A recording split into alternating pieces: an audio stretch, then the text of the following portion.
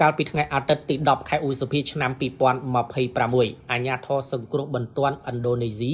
បានបញ្ជាក់ថាជនជាតិសង្ហបុរីចំនួន2នាក់ដែលបានបាត់ខ្លួនជាច្រើនថ្ងៃនៅក្នុងហេតុការណ៍ផ្ទុះភ្នំភ្លើងដូកូណូលើកោះហាល់ម៉ាហេរ៉ាត្រូវបានរកឃើញថាបានបាត់បង់ជីវិតហើយនេះបើតាមការចេញផ្សាយដោយសារព័ត៌មាន Reuters អាជ្ញាធរមូលដ្ឋានបានបញ្ជាក់ថាក្រុមសង្គ្រោះបានរកឃើញសាកសព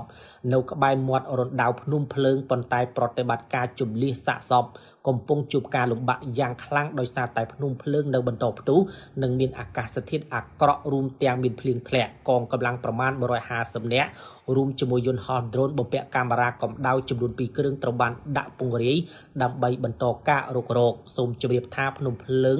ដូកូណូដែលស្ថិតនៅក្នុងខេត្តម៉ាលូគូខាងជើងបានចាប់ផ្ដើមផ្ទុះកាលពីថ្ងៃសុក្រដោយបានព្រុសផេះភ្នំភ្លើងកម្ពស់រហូតដល់10គីឡូម៉ែត្រនិងបន្តផ្ទុះក្នុងកម្រិតទាបជាបន្តបន្ទាប់ខណៈទីភ្នាក់ងាររំជួយដីឥណ្ឌូនេស៊ីនៅបន្តរក្សាកម្រិតប្រកាសអាសន្នទី3និងហាមឃាត់រាល់សកម្មភាពទាំងអស់ក្នុងរង្វង់4គីឡូម៉ែត្រជុំវិញរណ្ដៅភ្នំភ្លើង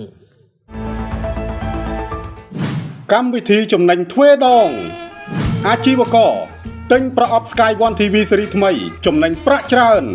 ជាងដំឡើងប្រអប់ Sky One TV ស៊េរីថ្មីក៏ចំណេញប្រាក់ច្រើនផងដែរ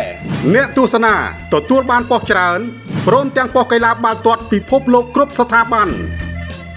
Sky One TV លើសពីទូរទស្សន៍នៅកម្ពុជា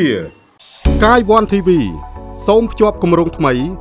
ច្រើនជាង140ប៉ុស្តិ៍តម្លៃពិសេសមួយឈុត$65ដោយមិនគិតថ្លៃសេវាប្រចាំខែ Sky One TV លើសពីទូរទស្សន៍នៅកម្ពុជា